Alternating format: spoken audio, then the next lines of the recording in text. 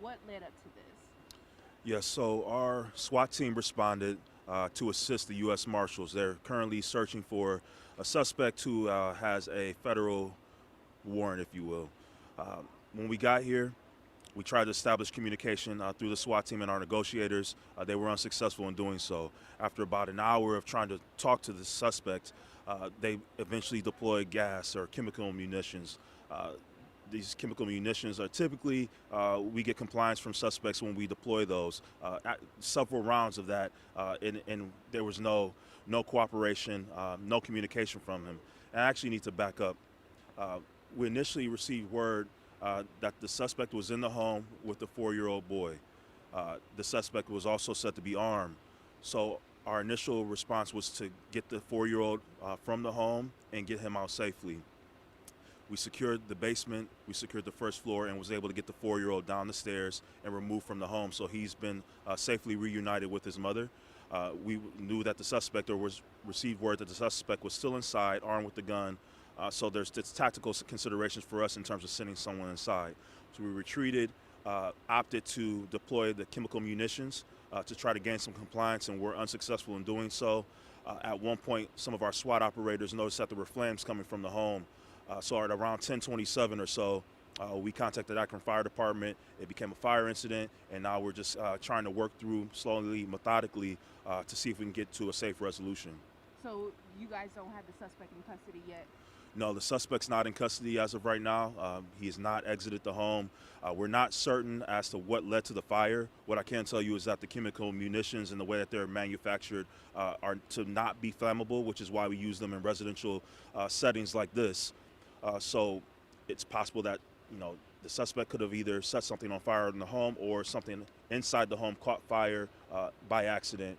We're not 100% sure what the cause of that is right now. But again, it's trying to safely extinguish the fire and create a situation where we can then utilize the SWAT team to re-engage or possibly enter the residence if needed. Can you identify the suspect right now? Not at this moment. I'm not able to do that. Or any identifying, like age? What was he from? Did you say that already? I don't have the exact information right now on the exact warrant, but it's a federal warrant, federal felony warrant. So we just knew that he was warranted for that, and we were here really just to assist and support the U.S. Marshal Service in their attempt to capture him.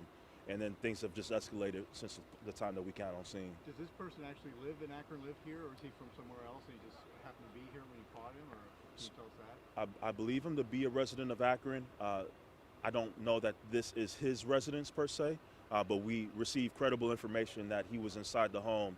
So we acted upon that. And again, with the 4-year-old being inside, our primary responsibility was to make sure that we got the 4-year-old out of the home safely, and we were able to do so. And things have just escalated from there. So we're hoping for a peaceful resolution. What was his relationship with the 4-year-old? That I'm not 100% sure of his relationship with the 4-year-old at this point.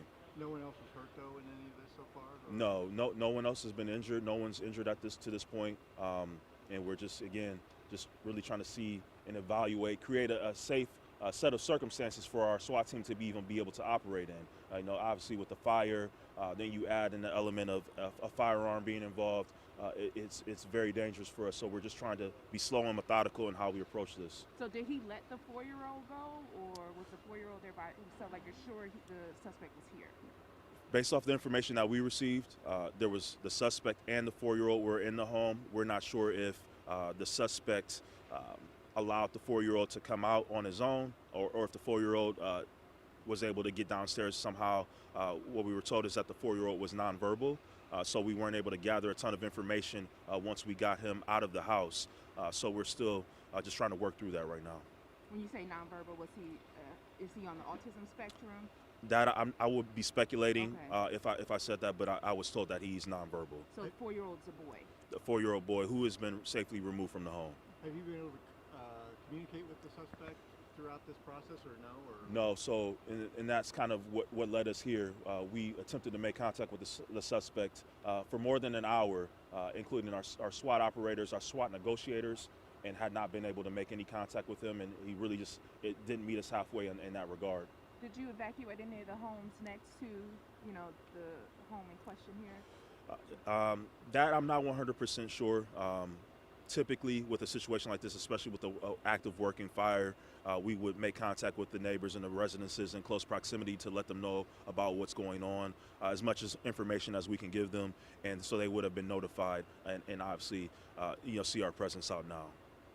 So this was the 4-year-old's home? I'm not 100% sure if the 4-year-old lives in the home or was just in the home with the male at the time the incident started. You said the mother is reunited with the child, so did the mother give you permission to go into the house, or did you have to break in the door to get in? How did you guys get in? You said you came in the basement and then the first level. Yeah. How did you get in? Was it like the woman lived there and said, yeah, go in? I'm not 100% sure. I'm assuming that we had to force entry because we hadn't gained any cooperation at this point.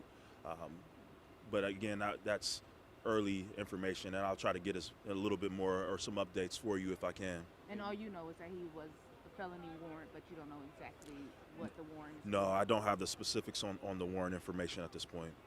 And you said he had a firearm. Was that you saw it, or the woman, someone told you he had a weapon?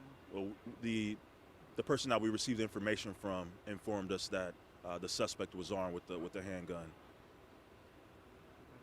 So can you give me your name and spell it for me, please? Yes, it's Lieutenant Michael Murphy, Michael Murphy. What should community members who live around here, what should they know?